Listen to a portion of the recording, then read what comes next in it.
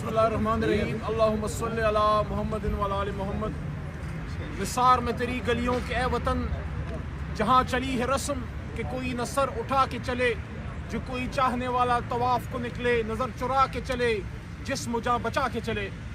افسوس صد افسوس، افسوس صد افسوس وہ شخص جس کے نام سے پاکستان کو جانا جاتا ہے، جس کے نام پاکستان کی عزت کی ضمانت ہے۔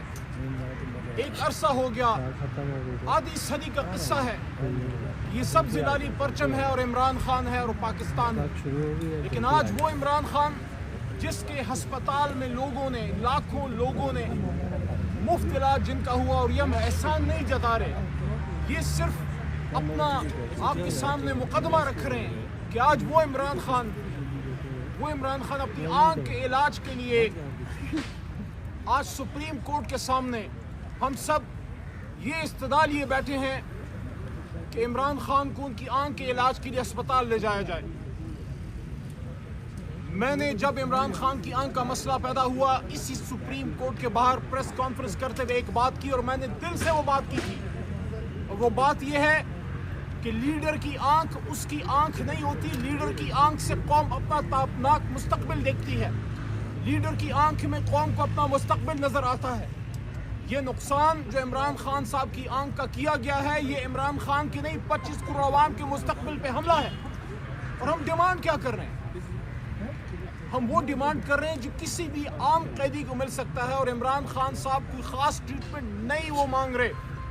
جو چیف جسٹس آف پاکستان نے ایک اچھا فیصلہ کیا تھا کہ عمران خان صاحب کے علاج کے لیے انہوں نے amicus curiae front of court Salman Safdar صاحب کو بھیجا، لیکن اس رپورٹ کے بعد کیا ہوا؟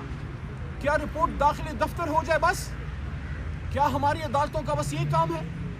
ہم آج بھی 26ویں ترمیم کے بعد، 27ویں ترمیم کے بعد آج بھی ہم دوبارہ اپنی سپریم کورٹ کے سامنے کھڑے ہیں۔ کیوں کھڑے ہیں؟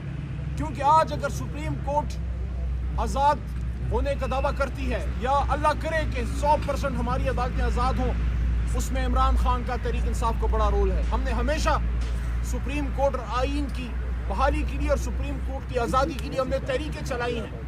سپریم کورٹ کو غیر جانبدار کرنے کے لیے، ڈکٹیٹرز کے پنجوں سے آزاد کرنے کے لیے عمران خان نے جیل کاٹی، ہم نے جوڈیشل موومنٹ چلائی۔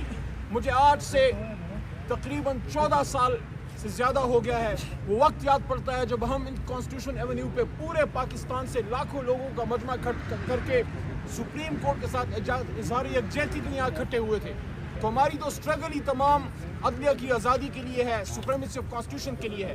ہماری ڈیمانڈ یہ ہے کہ عمران خان صاحب کو فی الفور، جو دیر ہو گئی، لیکن اب مزید دیری نہیں ہونی چاہیے۔ عمران خان صاحب کو اسپتال شفا انٹرنیشنل منتقل کیا جائے، ان سے ان کے فیملی ممبرز کو ملایا جائے اور ان کو ان کے ذاتی معالج تک رسائی دی جائے۔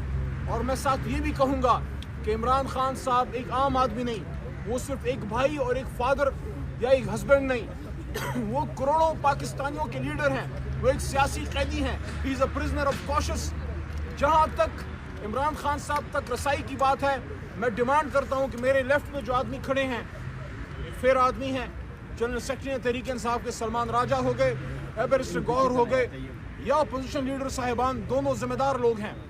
اچکزئی صاحب ذمہ دار آدمی ہیں، ناصر عباس صاحب ذمہ دار آدمی ہیں، کبھی غیر ذمہ دارانہ بات نہ انہوں نے کی، نہ سلمان راجہ صاحب نے، نہ گوہر صاحب نے۔ تو عمران خان صاحب تک رسائی ہماری جماعت کے مین لیڈرشپ میں سے ایک شخص کو بھی دی جائے، کیونکہ عمران خان بنیادی طور پہ ایک سیاسی اسیر ہیں، ملک ایک سیاسی ایک بہت بڑے ایک فقدان کا شکار ہے، یہاں ایک بہت بڑا انتشار ہے۔